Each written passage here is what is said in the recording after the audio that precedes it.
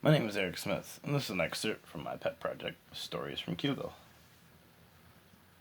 As Catherine slept in a corner on a twin-sized bed, Jack and Sploso were poring over a mass of books that Kenneth had retrieved from his home.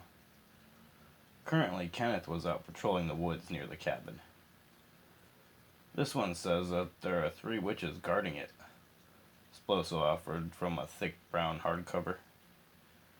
Good, Jack said. I figured enchantments, but 3 centuries shall not be a problem. Does it say anything about an offering? Sploso read on for a while and eventually said yes. It says that they may accept many offerings, including unique species, newborn babies, and unforeseen magic. Jack grinned broadly and said, "Convenient." "I'm sorry, Master," Sploso said confusedly, "but what's convenient?" Jack's grin broadened. "Newborn baby, you say?" Then he looked over to the corner at Catherine's sleeping form. "Really?" Sploso looked appalled. "They won't care," Jack said. "I promise you that much." "They won't?" Sploso asked doubtedly. "I control their minds," Jack said simply. The next moment, Kenneth walked in. He was carrying a cage with 2 ferrets inside it. At a quizzical look on Jack's face, Kenneth said, "Master, I was just going to kill these ferrets for dinner. I heard them talking." Jack and Sploso both smiled. "Good," Jack said. "Thank you for bringing them to me, Kenneth." "You're welcome, Master." He bowed. Jack pointed his wand at each of the ferrets in turn. "This is Envelope and Stigmato.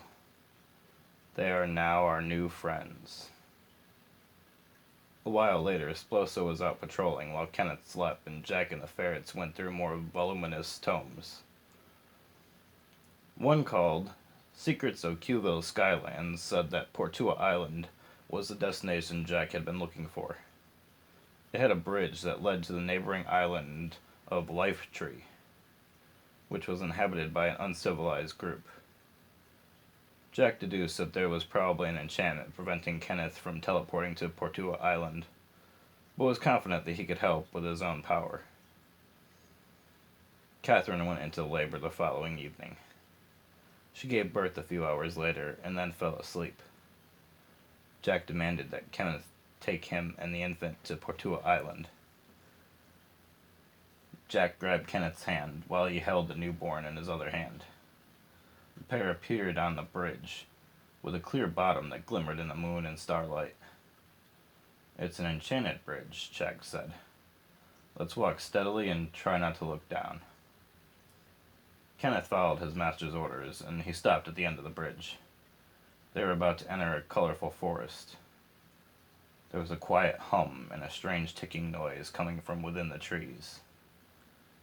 Half an hour later, they noticed a shimmer ahead, as if there was a body of water nearby.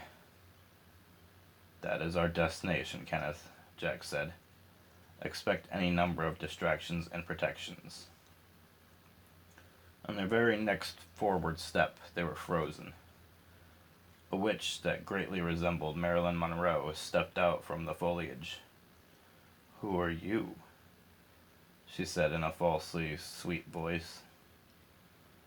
"I am Jack McAllister, and this is my loyal friend, Kenneth Salamand, and we offer a newborn baby to the guardians of the sacred lake." The witch released her spell and placed her hands out expectantly. "Accepted." Jack signaled for Kenneth to follow him, and they walked to the water ahead. It was the clearest, most sparkly water that either of them had ever seen. "Let's drink, Kenneth." And they did. When they had finished, a little girl was standing at the edge of the water. She smirked and said, "May I ask where you acquired this lovely infant?" Jack grinned. "From my loyal servants." Jack could tell that this girl was much older than she appeared. He couldn't read her mind, however, which intrigued him a bit. "May I ask why you want the infant?" The girl smiled. "It's tonight's main entree." Jack liked this girl. "You're You're not what you appear, are you? She turned around. I am not. I am over 9,000 years old. My name is Drusilla Wickenburg, Jack McAllister. It is a pleasure to meet you, Drusilla, Jack grinned. I am 12 years old now, but this isn't my first body. I knew there was something different about you, Drusilla said. You give off an ancient vibe. I was a wizard in my last life as well, he said. I lived to be nearly 400 and took over a section of an underground kingdom. Interesting, Drusilla replied, flirtatiously. Have you been to our subterranean villages yet? I have not, Jack responded. When I was banished in my last life, I suffered very heavy damage. I'm gaining more strength before I attempt to go underground again. On the way out of the forest, Kenneth asked, Master, what did that water do to us? Kenneth, my friend, Jack replied, we will no longer age. Do you mean? Kenneth sputtered. Yes, Jack said, that was a fountain of youth. Not the only one. There are several across the globe.